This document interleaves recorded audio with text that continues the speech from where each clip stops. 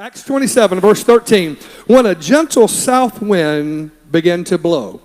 Now, I don't know about you, but right at that point as I was reading this, I just began to see in my mind like a Caribbean beach with just a gentle breeze and sitting on the sand and in a chair and drinking a non-alcoholic drink with a little umbrella in the top of it. Come on, nudge your neighbor and say, he's talking to you right now.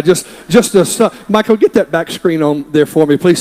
So when a gentle south wind began to blow, they saw their opportunity. So they weighed anchor and sailed along the shore of Crete. Before very long, somebody shout, before very long. Isn't that just the way it happens? Sometimes sudden, unexpected change comes into our lives. A wind of hurricane force. Okay, we started out on a Caribbean beach and just enjoying a cool, gentle breeze, and now all of a sudden, things have shifted. Before very long, a wind of hurricane force called the northeaster swept down from the island. Isn't it amazing how just in a brief moment of time, we can go from pleasure to panic? Come on, somebody. Don't act like I'm in the wrong church today. We can go from pleasure to panic in just a few moments of time. Well, today I want to talk to you on a very important subject, and so let's pray together. Father, in the name of Jesus, thank you for your word. Thank you, Lord God, for all that you have for us here today. We give you honor and praise, and we give you glory. Help us, Lord God, to see things better than we've ever seen them before, in Jesus' name. Before you see, to tell somebody the title of my message, and just tell them, you're going to get today, tell them that, you're going to get today, come on, tell them, you're going to get today a New Year's revelation. A New Year's revelation. That's the title. Come on, you could be seated in the Lord's presence. Now, if you were here last Sunday, I shared a message entitled New Year's Revolution. New Year's Revolution. And so today I want to talk about a New Year's revelation. Last week I shared that in order to have a new year, a new life, a new you, a new experience, or whatever it is, we got to have some things changed, not just a resolution, but we may actually have to revolt, watch this now, against what was in order to have what we should have. Does that make sense?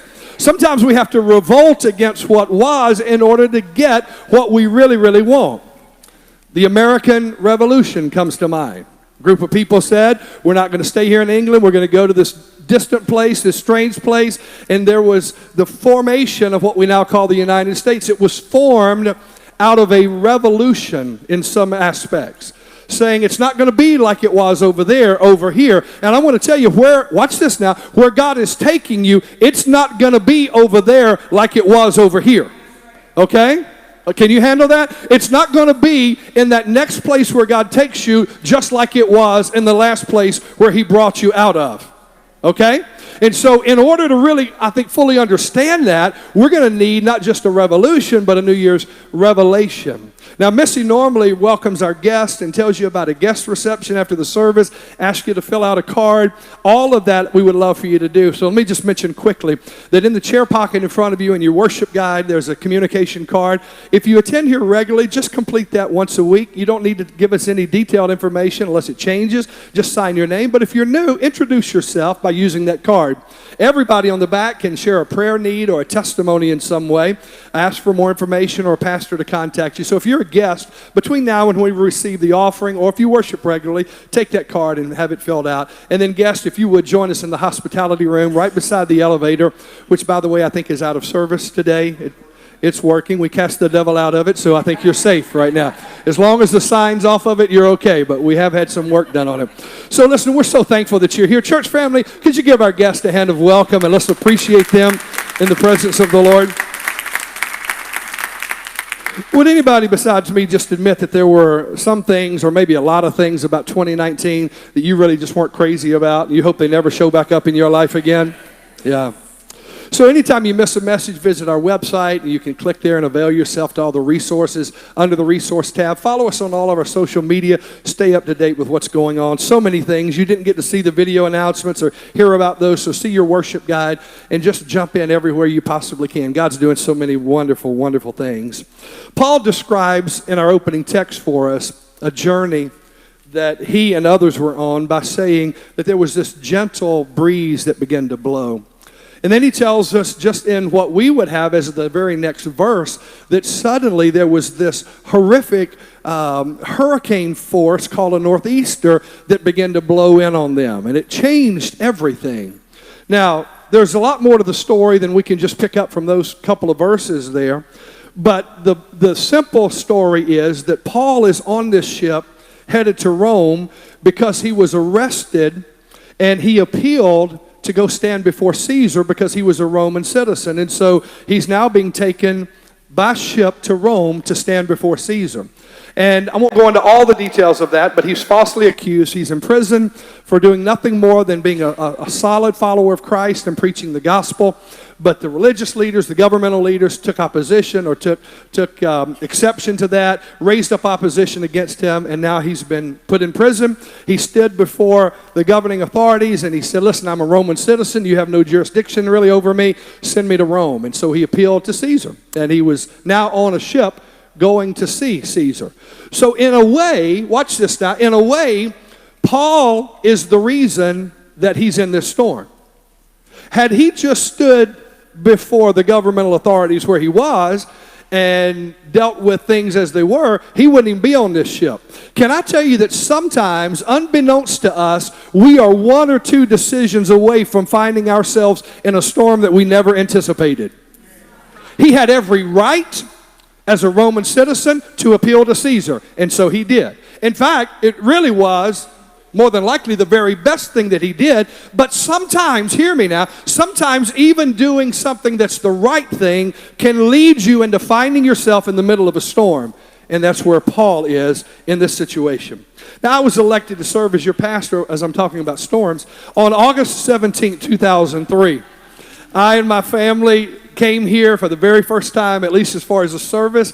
I preached a message. The church family had a meeting, and they elected me as their pastor. Many of you weren't here at that time, but that's the process. And so I came up on the stage and was introduced by Pastor Harris Fennell, who was two pastors before me. And I remember he said, "Church, it gives me great joy to place you into the hands of your next shepherd." And I was so honored by that. A man of God who had labored here for 31 years, and then his son, one of his sons, John, followed him for 5 years. And so the Fennell family had been deeply embedded and invested in this church for 36 years. A healthy church, a good church, a wonderful church. And I was just honored to be able to step into that role and was so excited. I had friends of mine who were praying with me and encouraging. My pastor, our pastor, Roger Brumbelow, had prepared me for that day. But I want to tell you, like starting on, I was installed, is what they call it, on September the 7th. So a couple weeks later, Pastor Roger Brumbelow installed me. So to get rid of me, I have to be uninstalled. I'm not really sure what that involves, but if you're installed, then you have to be uninstalled, which can happen. I could lead to that even today if I don't move on pretty quickly. But nevertheless, so like on September the 7th, I'm installed as your pastor, and on September the 8th, I woke up to things being different than I thought that they were. In fact, Michael, show them this picture. This is what September 8th was. Be a pastor, they said. It'll be fun, they said. And then behind me are all of the folks chasing after me. My point is this: I made a decision to submit my name for consideration to be your pastor. I made a decision when the board said, we want to present you as a candidate, to accept that.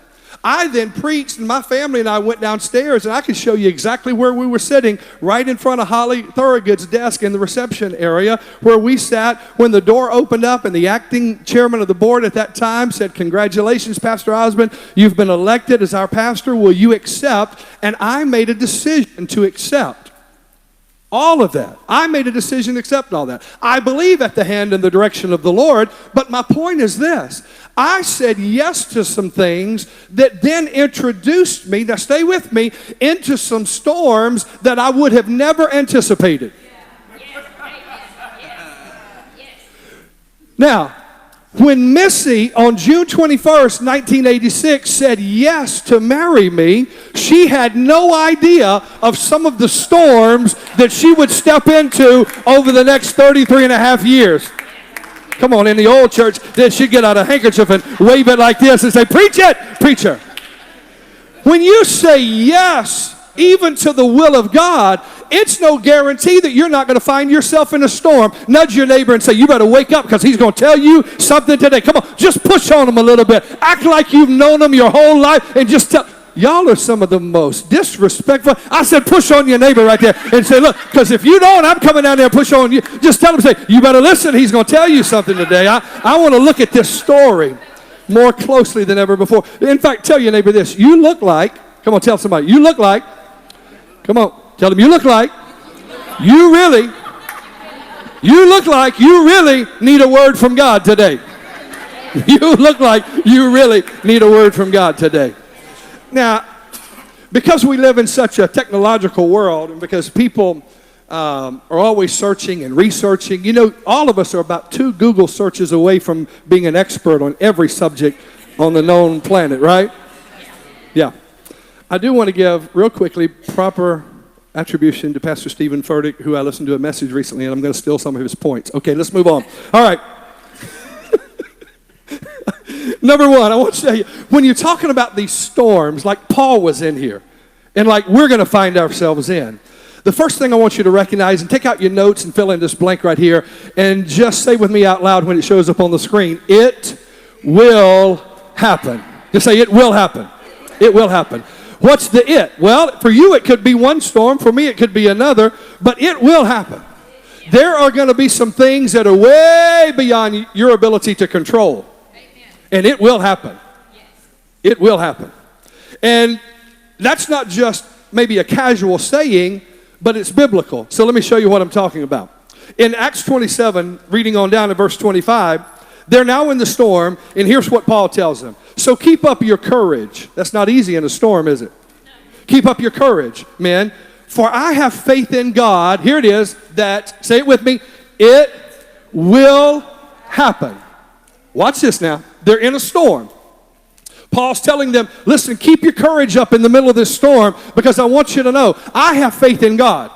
And because I have faith in God, it will happen just as he told me. Nevertheless, we must run aground on somebody. Said in a real soft whisper. He's looking at these men who are panic-stricken in a storm that's beyond anything probably that they've ever seen. Now, I want you to recognize Paul was not a sailor. He was a tent maker. He was a preacher of the gospel. He was a missionary. Now, in his previous life, you could add to his resume, he was a persecutor and a killer of Christians. Yes. Wouldn't you want Paul to be your pastor? And I tell you, I don't have it all together. At least I haven't done some of that. Yeah. But Paul, a Hebrew of the Hebrews, schooled at the feet of Gamaliel, the greatest mind of his day, a Benjamite. All of these things, all of this pedigree that he had, persecuted Christians. He wanted to destroy this faith. He didn't want to have anything to do with it. He was standing there holding the coat of Stephen, who was the first martyr for Christianity. It wasn't called that at the time. It's called that later on. He's holding the coat of the men who were stoning Stephen to death. That's the same guy. They called him Saul then, but after he comes to faith in Christ, later the church would change his name. They would call him Paul. This is that guy. And here he is on a ship going to Rome because of trumped up charges, because of falsely being accused, because of appealing to Caesar. And now men who are seamen, these are men who know the sea. These are men who know the waters. These are men who know the storms. These are men who know what to do. Paul, as a tent maker, a preacher, a missionary, is telling them, I want you to know, guys, it will happen. It will happen. And here's how I know it will happen. Because I have faith in God. You need to be able to look to the people in your life who aren't even yet following Jesus and let them know, listen, I got to tell you, I have faith in God, and I want you to know it will happen just like God said it's going to happen, and I want you to know it's going to be okay. So when they start handing out pink slips around your company, you need to be the one who has your head held up high and say, listen, I don't know about what you think, but I want to tell you right now, I know in whom I have believed, and I'm persuaded that he's able to make a way where there seems to be no way. You need to be the one who, when you get the doctor's report that's overwhelming, you can say, listen, I have faith in God. I can say like Job, though he slays me, yet will I serve him. I can say like Job, the Lord gives, the Lord takes away, but blessed be the name of the Lord. It will happen. There are about 10 billion things that you and I have no control over whatsoever. And it will happen. Some storms are going to happen no matter what you do. You can't pray them out enough. You can't fast them out enough. You can't rebuke the devil enough. Some things are just going to happen in your life. But you need to be able to have the faith that says, I have faith in God. It will happen. I came to church today to tell somebody that's going through a storm right now, and I don't even know who you are, that it will happen, but you're going to make it. You're going to make it. You're going to make it. You're going to make it. Say that out loud. I'm going to make it. Come on. Talk to yourself right now. Why so downcast, O my soul? David said, put your hope in God. Why would you put your faith anywhere else? I have faith in God. It's going to happen, but it's going to happen the way God told me it's going to happen. It will happen. If you're not sure if this message is for you, then let me help you. If you're the type of person, you've been holding back in a good relationship because of stuff that you experienced in a bad relationship, this word's for you.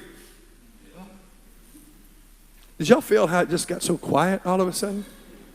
If you're the type of person that you can have a pain in your side and go from saying, that felt like I got gas, to you having pancreatic cancer in 13 seconds or less, this message is for you. If you're the type of person, listen to me now, who you know your life's not anchored in Jesus and you're being tossed about and blown around by every storm that comes along, this message is for you. Now let me ask again, who is this message for today? Yeah, I may not even call your category, but you know this is for you. Acts 27:15, let's back up. The ship was caught by the storm. Have you ever felt like you just been caught by a storm? You just stuck in it? Missy mentioned we were here last night, gathered together. Didn't know if any of you would try to get out. We got here before the storm hit, and we were here. And thank God for those of you who came out at any time during the week and joined us in our week of prayer, or you were praying at home or on your job, or maybe you were incarcerated this week and you were praying there. We want to thank you for that. Wherever you were praying, we thank you. But we had no control over it. We were sitting here in the main foyer, just minding our own business, and all of a sudden the storm blew in. Had no control over it. There are a lot of things for which we have no control, and yet we're affected by them. This ship was caught by the storm and could not head into the wind. So we gave way to it. We gave way to it and were driven along. They had no control over the storm, and they're literally at the storm's mercy. They couldn't do what they needed to do. They couldn't go where they needed to go. And so the storm now had control over not just their ship, but over their lives. I wonder if any storms have hit your life and blown so hard that you've just taken your hands off of it and just said, wherever it takes me, I'll just go. I'll just let it blow me around.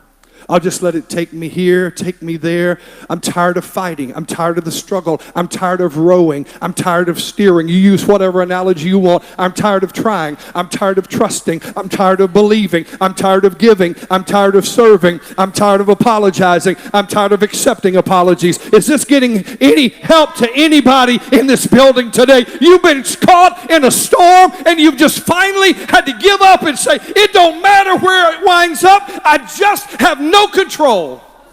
I've done everything I can. Then this word is for you. Verse 18. We took such a violent battering. Is that you? Is that you? Took such a violent battering from the storm that the next day they began to throw the cargo overboard. They just like, we got to lighten the ship. We got to get stuff off of here. On the third day, they threw the ship's tackle overboard with their own hands. Watch this, verse 20. When neither sun nor stars appeared for many days and the storm continued raging, we finally gave up all hope of being saved.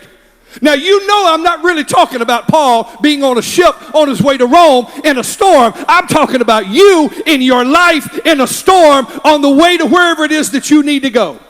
It's not really about Paul, it's about you. So don't get caught up in Paul's situation, but let the word of the Lord apply to you today, because I believe that God told me in preparation that this last statement is exactly where some of you are. You have finally given up all hope of it ever getting better. You finally have given up hope saying, and you finally are at the point where you go, I'll never have a better job.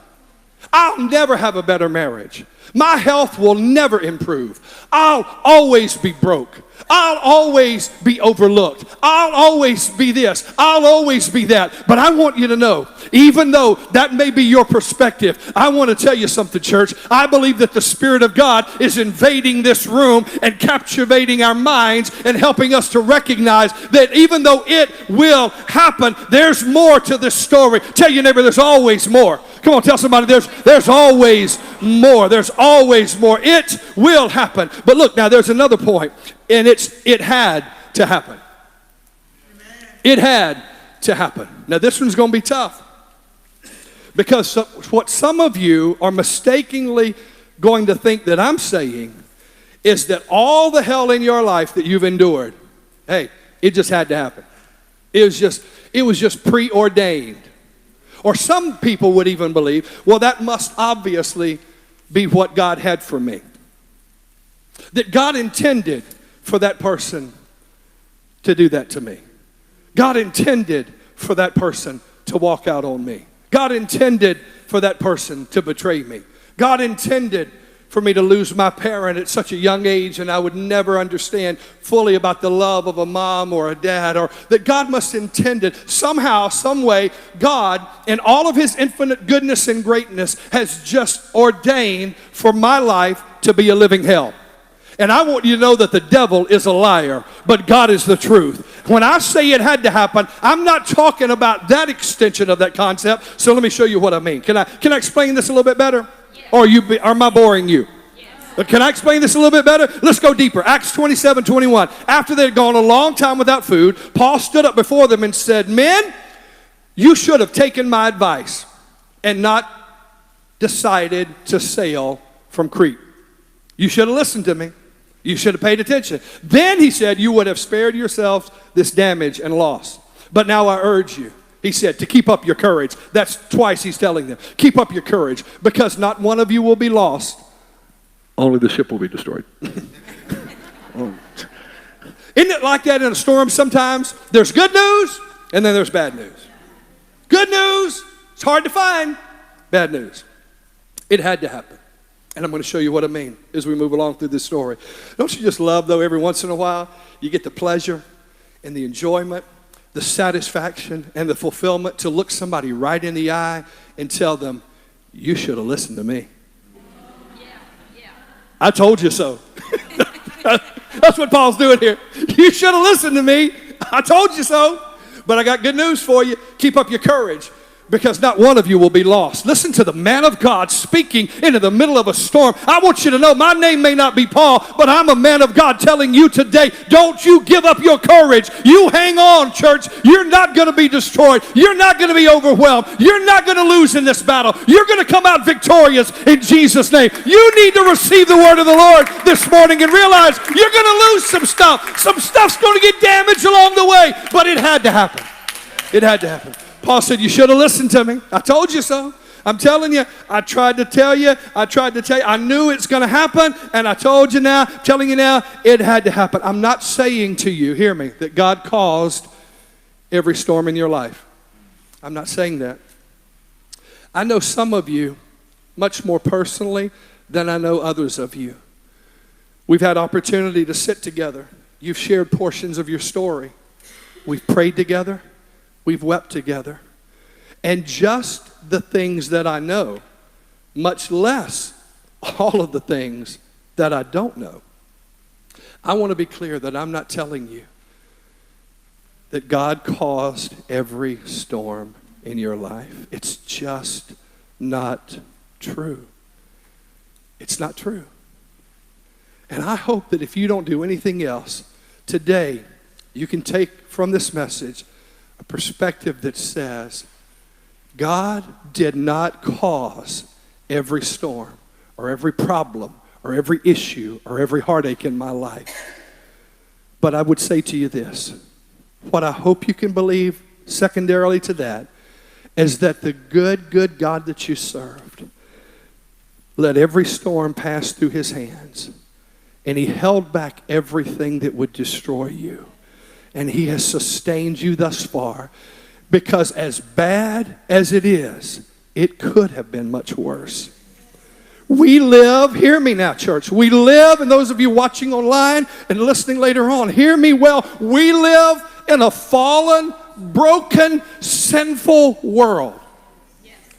And the result of that brokenness and sinfulness is that people get hurt, especially by other people.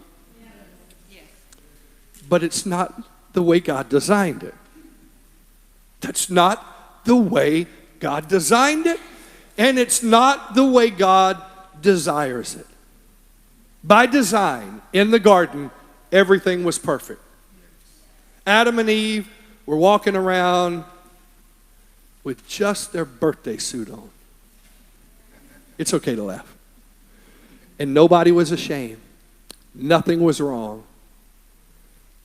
But sin entered into the world, and they started covering up their real condition out of shame, out of embarrassment. And from that day until this, our world has lived in a perpetual state of brokenness, sinfulness, shame, and every other adjective that would go along with that.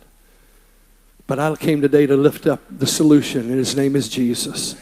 I came not today to talk only about storms, but to talk about the one who walks on your storms, the one who calls you out of your storms, the one who sustains you in your storms. That's the guy I'm talking about today. It's important to realize that we do have storms, so let me move on quickly. Verse 23, Paul goes on, says, last night, an angel of the God to whom I belong and whom I serve stood beside me. And watch this, and said to me, do not be afraid, Paul. You must stand trial before Caesar. And God has graciously given you the lives of all who sail with you. Who sail with you. I got to tell you, I feel this so strongly, church, today, that God sent me here to tell somebody that the storm you're in right now is not going to rob you of the destiny that you have, that God will see you through the storm. The storm had to happen, but there's another part of this story that I got to get to as quickly as I can, so let me move on. 29, fearing would be dashed against the rocks, they dropped 4 anchors and they prayed. Can I tell you, when you're in a storm, you better do everything you can naturally, but I want to tell you, you definitely need to do what you can supernaturally and invite God into that situation.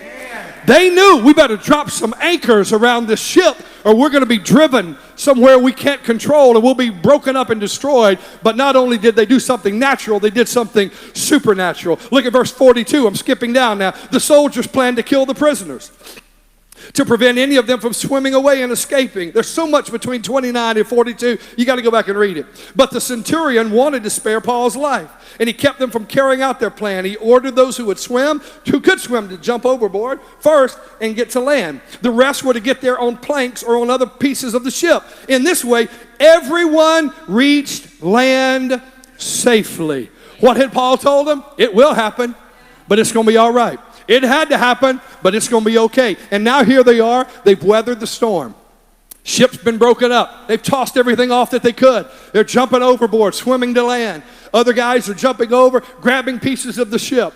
There's no guarantee that there won't be some stuff broken up in your life when you go through a storm. But even stuff that gets broken up, watch this now, can become a life preserver for you, can be something that you hold on to, a memory, a hope, a help, a person, a spirit, an experience, something that you hold on to that gets you safely to the shore. I wish about 14 people who've been through some storms would just jump up on your feet and give God some praise. You're holding on to something. It broke it up. It tore it up. It devastated you. But you are holding on.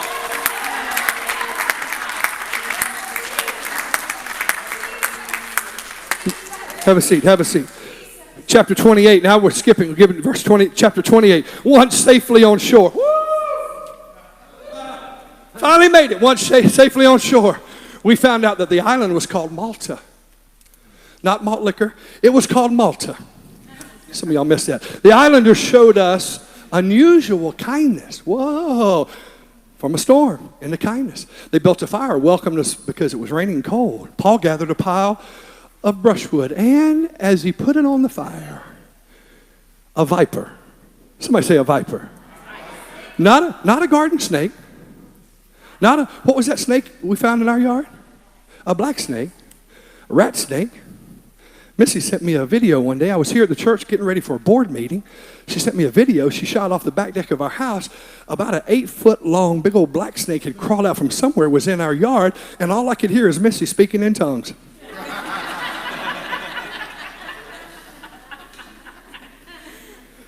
Oh, here's Paul. He's putting some unusual kindness. We're out of the storm. We're on the shore.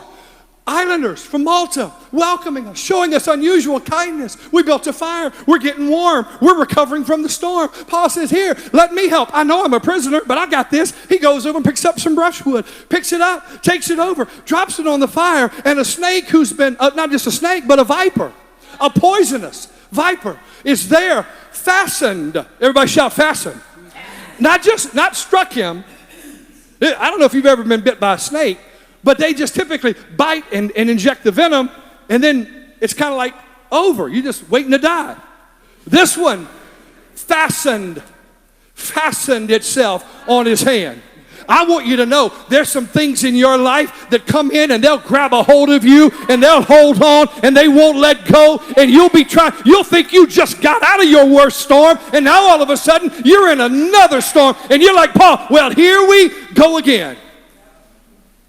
Have you ever felt like the devil just grabbed a hold of your family, your finances, your faith, your health, or something, and just grabbed on and wouldn't let go? Sure you have. If you haven't ever felt like that, then you don't have children. Or they're still infants. Sweetheart, you just think we just lost our mind. We're just going to pray for you till you get there. And we'll be there to pick you up and support you. Verse number 7. There was an estate nearby that belonged to Publius, the chief official of the island. He welcomed us to his home, showed us generous hospitality for 3 days. Watch this. Michael, go to the next one, please. There we are. No, verse 7 and 8, please. There, thank you. So let me back up so you can read this with me. There was an estate nearby that belonged to Publius, the chief official of the island. He welcomed us to his home and showed us generous hospitality for 3 days. His father was sick in bed, suffering from fever and dysentery.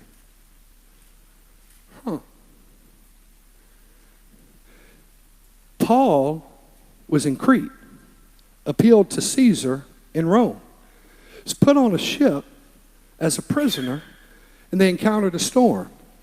The angel of the Lord spoke to him, Dr. Iroba, and told him, said, Paul, don't you worry about it. It will happen. In fact, it had to happen, Paul later tells them. And now they get to the island of Malta. The islanders show them unusual kindness, the text says. Prepare meals for them and start showing them all sorts of hospitality. Start a fire so they can warm up. They're freezing from the swimming from the ship to the shore. Paul now gets not just bit by a viper, but attacked by this viper who won't let go. And then I've dropped down to verse number 7. There's an estate nearby that belonged to Publius, the chief official. And his father's sick in bed, suffering from fever. And he welcomed them into their home, into his home. God wants me to tell somebody, and I don't know who you are, but there are going to be some invitations that you're going to receive only because you have survived the storms in your life. Amen. Can you receive that? Can you receive that? There'll be some places, some doors that will open up only because of the storms that you've survived. Only because of the hell you've walked through. Only because you've endured where other people have jumped overboard. I want you to know by the Spirit of the Lord, church, there's another door that God's about to open up for somebody, and it's only going to be a door that opens because you have lived through your storms. Could we give God some praise today and just receive that for a half of somebody? Somebody needs to hear that. So shout real loud, say, it will happen. It had to happen. But number 3, Paul gets to the place where he could say, I'm glad it happened. So you tell your neighbor, you're going to get there one day. Tell them, say, you're going to get there one day. Oh, I know you're not there yet, but you're going to get there one day where you'll look back and you'll say, I'm glad it happened. Come on back, Pastor Christian. Come on back, team. We got to get this thing ready to go now, because I want to tell you, it will happen. You can't control it. Then you get to the place to where you're going to go, it had to happen. But now see, I'm talking to you about seeing things differently, a revelation. I need the ushers. Are the ushers ready? Are the ushers ready to help me with something?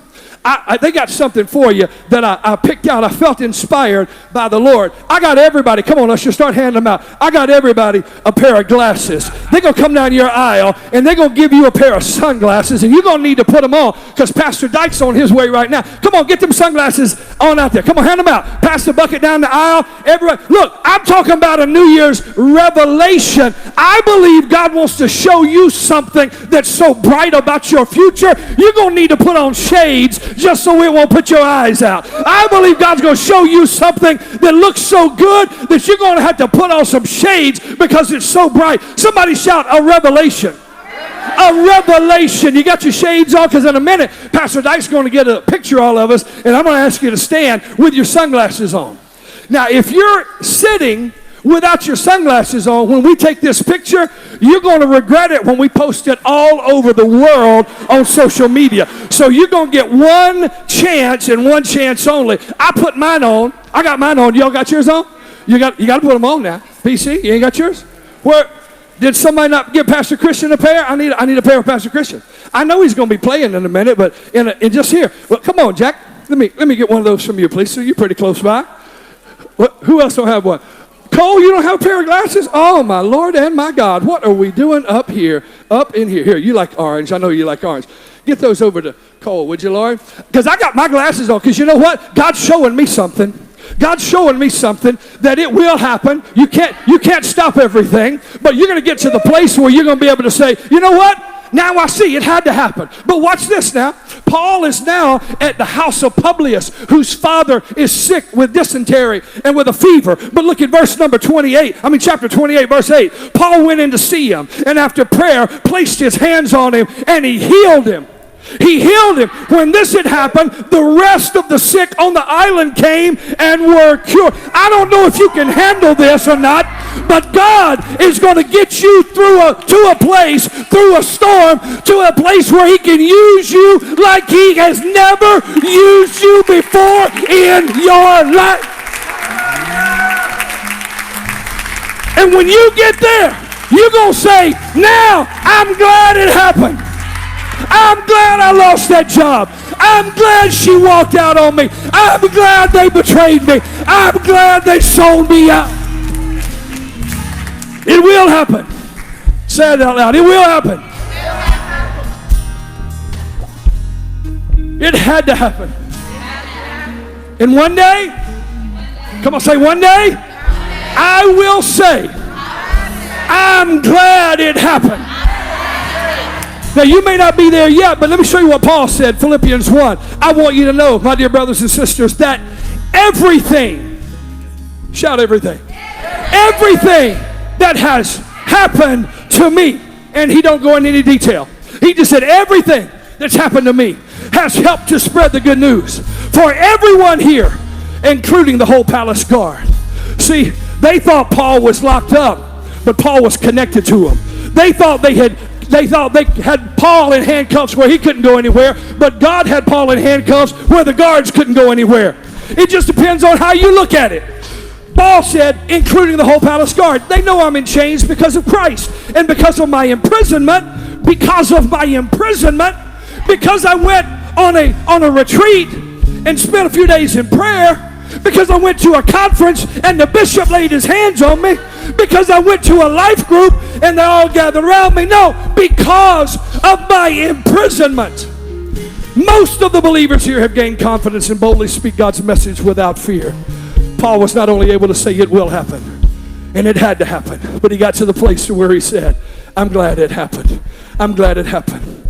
Let me show you this from Jeremiah 23, verse 20. In the days to come. In the days to come. In the days to come. You will understand all this very clearly. Daryl and Kim stood right here 2 Sundays ago. Said we'd invested in real estate. We were $1.2 million in debt. We lost those those investment properties. We had to sell the home we were living in. But God has seen us through the storm. You may not be there yet, but I think you can say through all of that, Yeah, it will happen. It had to happen. But at some point, if not today, in the days to come, you'll understand it all clearly. You'll be able to say, I'm glad it happened. I'm glad it happened. I'm glad it happened. Can we stand together? Let's get our shades on. You're going to look silly if you ain't standing, if you ain't got your shades on. Come on, Missy, join me right up here. Because look here, our future is so bright, we had to put shades on. I didn't know my handkerchief got caught on the cross. Come on, Pastor Dyke. Can you get us a picture with these folks in it? All right, you got to get somewhere. Maybe it's back over here. I don't know. Y'all got your shades on? You're gonna look so goofy now if you're not doing it. If you're not doing it. Come on now. Come on. We got a revelation. We got a revelation. Yeah, we got a revelation. Say, I got a revelation. It will happen. It had to happen. I'm glad it happened. It will happen. It had to happen. I'm glad it happened. It will happen. It had to happen. I'm glad it happened. It got me where I needed to be. I saw God in a way I've never seen him. I realized some stuff now I didn't know before. And I know in whom I have believed. And he's able. He's able. He's able. Can we lift our hands today? Can we just lift our hands and surrender and say, God, I'm in a storm and I'm giving up. I'm taking my hands off. You're the only one who can bring me through. You're the only one who can speak peace to me in my storm. I need a new year's revelation that the hell I went through in 2019, it did happen. It had to happen. And one day I'm going to look back and say, God, I'm glad it happened. I'm not there yet, but I'm glad it happened. One day I'll say those words. I'm glad it happened. I'm glad it happened. With your heads bowed, I know we're looking around. I said earlier, if you're the type of person, your life's not anchored in Christ, you're driven, blown by every storm that comes along, this message is for you. Is that you today? You say, Pastor, I need Jesus. I need Jesus. I need Jesus. I know I need him. I know I need him. And today I want to put my life in his hands for the first time. Or once again, let me see your hand all over this building. Lift it up real high. Say, I need Jesus. I'm going to put my life in his hands for the first time. Thank you so much. Or maybe once again, I need Jesus. Father, I pray for these friends right now. In fact, church, would you pray this prayer with me out loud? Say, Dear Lord, today I come to you in Jesus' name. I ask you to forgive me of all my sins. I believe in my heart and I confess with my mouth that God raised Jesus from the dead and he now lives in me. With your help, I will live for you from this day forward. In Jesus' name. Now come on, let's shout with heaven over the decisions that were made today. Thanks for joining us today. We hope this message ministered to you. We'd love to connect with you online, our website, www.lifechurchsmyrna.com. Thanks for joining us today. God bless you.